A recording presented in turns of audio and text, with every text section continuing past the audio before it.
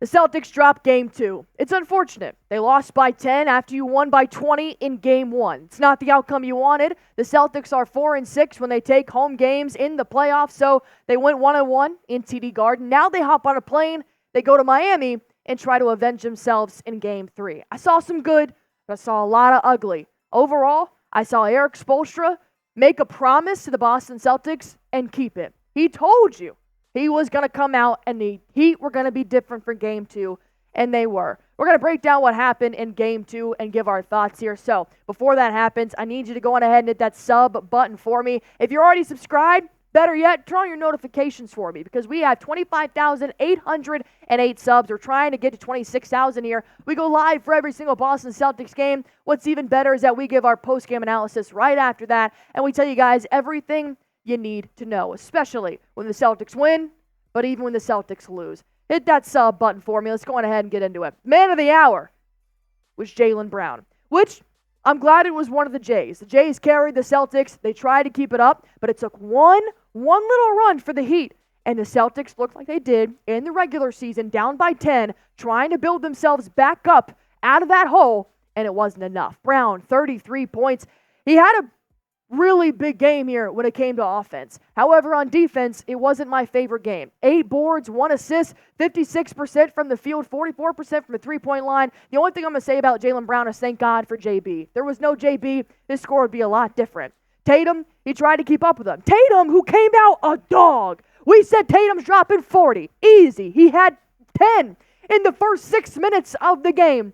And then he just downhill.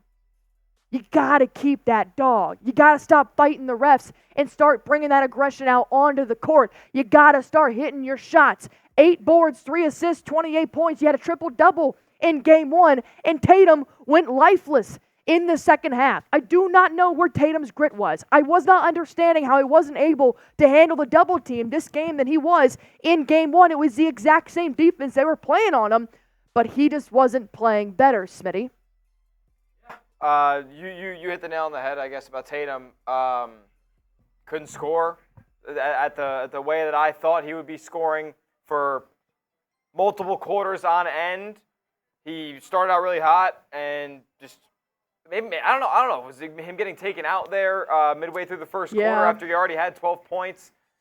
Did that happen? But I want to talk more about Kristaps Porzingis because talk about the definition of ruled irrelevant. I mean, he was ineffective. The Heat took him out of the ball game. Yep.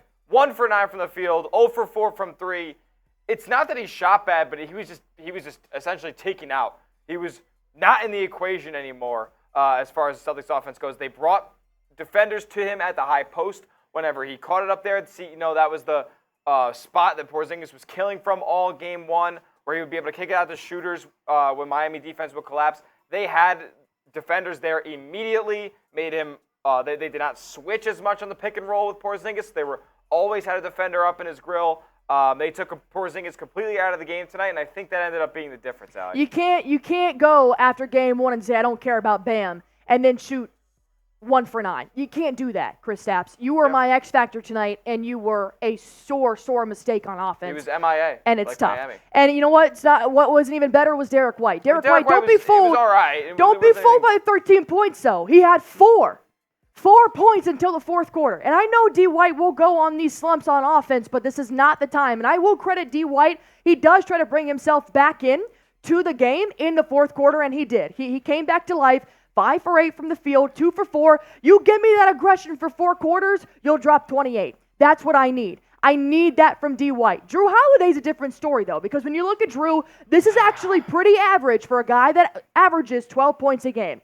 But Jrue on defense was one of my least favorite players on the court. I love Sam Hauser. I loved what Sam Hauser did in the ballgame, but he averaged the least amount of minutes here tonight. You got Jrue Holiday with the turnovers. You got Jrue Holiday, who acts like he has never deflected a pick and roll or a screen his entire life. He got swallowed by Herro, by Robinson, by Bam on the pick and never got back up.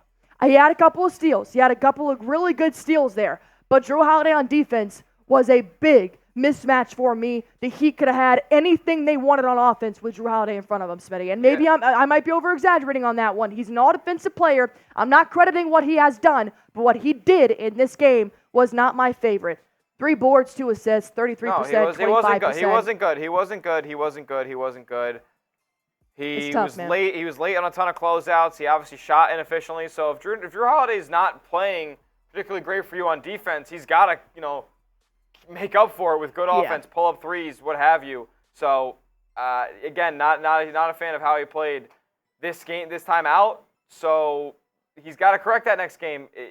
Yeah. At the end of the day, we saw what he did in game 1. He clamped up Tyler Herro. He eliminated the dribble drive. He didn't let guys get to their spots. Tonight, it just seemed lackadaisical, and I don't love the inconsistencies that I'm seeing from Jrue Holiday 2 games in.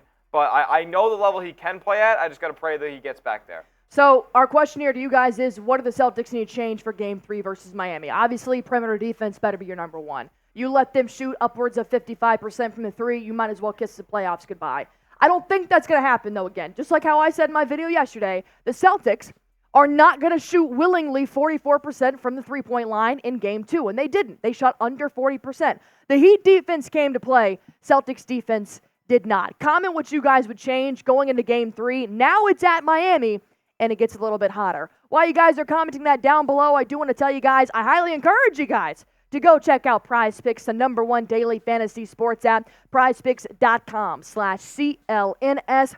Use that promo code CLNS for a first-time deposit match up to $100. When you get there, just pick between 2 to 6 players and just pick more or less on a player's projected stats. That's all you have to do. It takes less than 60 seconds. I must have made this pick in probably 30 seconds. And what's even better is that I saw PrizePicks was giving me a great promotion. The minute I clicked it on the app, it was make one entry with an NBA and an MLB pick in your entry. You can do between 2 to 6 players. I just went 2. I didn't want to make it difficult. Tatum, thankfully, had 28 points. He gave me the more on 19.5 points. And then I had Juan Soto having more than 1.5 hits, runs, and RBIs. That was also good.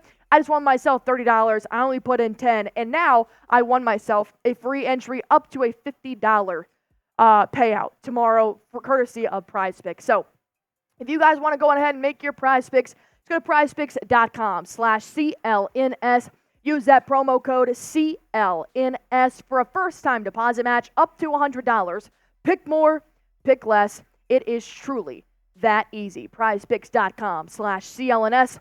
Using promo code CLNS for a first-time deposit match to help yourself win some real money in real time.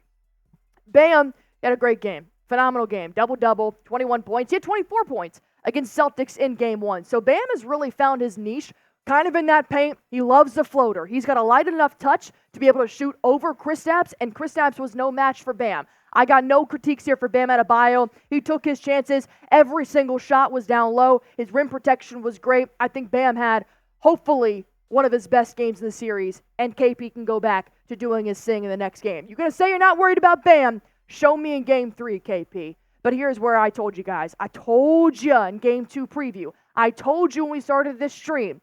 Tyler Herro had 11 points, courtesy of Jrue Holiday and Derek White's backcourt in Game 1. Tyler Herro is not going to do that every single game. Take it, enjoy it. It's not happening again. Just like how he had 24 points, he had his way with the Celtics from downtown. 6 for 11, 54%. Tyler Herro is the real deal. He's the leading scorer for the Boston Celtics, for the Miami Heat, and he's now having to make up for Jimmy Butler's lack of absence. So Tyler Herro is going to be an issue for the Celtics if they do not learn how to either double team or continue to keep him locked up around the perimeter. Yeah, it was one of Tyler Herro's best games I've actually ever seen him play. He was hitting open shots when he was given them, and obviously he had full command of the offense, dropping 14 dimes. But the Celtics just can't seem to get away from the boogeyman, My God. Caleb Martin. 7 of 13 for the 5 of 6 from 3. He's not that good. No. I promise you he's not that good. The Heat as a team just went unconscious from three-point land tonight. I don't know what the Celtics are supposed to do about 54% essentially from deep for the Miami Heat. Well, that's utterly ridiculous. That's the thing, Smitty. Here's the they went unconscious. Here's the bright spot, okay? They made the exact same field goals. That's it. 37 each for both the Heat and the Celtics. It was just the 3-ball. That's it. And just 11 like more threes. 11 more threes. Absolutely. They won shot by us, 10. They That's shot literally us. the difference. Okay, they shot us lights out from the 3-point line. The good news is, just like the Celtics, who I said we're not going to shoot 44% every game, the Miami Heat are not going to shoot 54% for the rest of the series. It's not going to happen. If they do, then go to the finals. Then, My God. The Celtics will lose. Then call them the dream team. The Celtics will lose the series if Miami essentially shoots 54% That's for the the beauty rest of of the it. games. They got nothing. That'd be the greatest shooting performance in a series history ever. It wouldn't even be. They close. actually did break their franchise record of most 3-pointers made in the playoff game. Boston, so there you go. Boston did last game, but the Miami Heat just had their historic It's run. uncharacteristic of them. They're not that good. I promise. Well, obviously because they made the exact same field goals as the Boston Celtics. You take away their 3-ball. You have taken away the Miami Heat. That's it. And now, if I'm Joe Mazzulla, I know exactly what I am setting my sights on to go into Saturday. You got to be prepared, though. Eric Spoelstra told the Celtics he was coming, and he brought the heat, literally. Spo's a great coach. I need Joe Mazzulla to be better. I understand that you had this rotation of putting in Peyton Pritchard and Al Horford in that first rotation, sub-rotation in, and you take Jrue and Jayson Tatum out. If Tatum's got 10, I don't care if Tatum's got 25, you do not take him out of the first quarter. That's the only thing I'll say about Joe Mazzulla that I didn't like. Obviously, we know Spo is a better coach here. You got to make the adjustments, Joe. How you respond Game 3 is how the series is going to go. So, with that being said, do you have enough confidence in Joe? Do you have enough confidence in the All-NBA defensive backcourt? Do you have enough confidence in Kristaps to come back and take Game 3? Comment it, scale of 1 to 10. 1 as in the Miami Heat are going to the finals. We can't stop them. They're crazy good. Celtics suck. That's your 1. Your 10 is I have confidence that the Boston Celtics were the best regular season record. They clinched the playoffs in March 15th, and this is banner 18 year. Because tell you what, I'm giving it 10. I have confidence in this team. Clean it up. Take it to Miami. Let's take Game 3.